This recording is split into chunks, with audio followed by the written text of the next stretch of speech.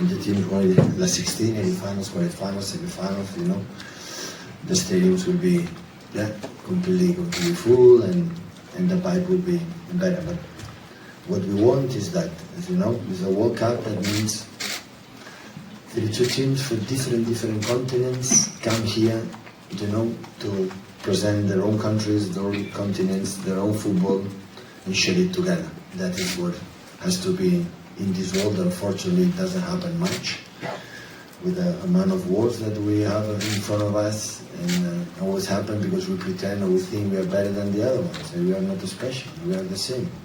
Everyone has a mother or father, and don't define the color of our skin or where you were born. Nobody of us in this room decide or choose or take part when they were born.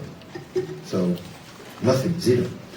So just education can save us, and the World Cup is an incredible opportunity to understand that we come here all together to show who we are in the best way, playing a sport, the football the sport what we love, and with a natural way, and the supporters, the both sides, respect, being together, sharing together in different continents, in different places, and this is we should be all around the world. Hopefully, this World Cup can help, for the people to understand that.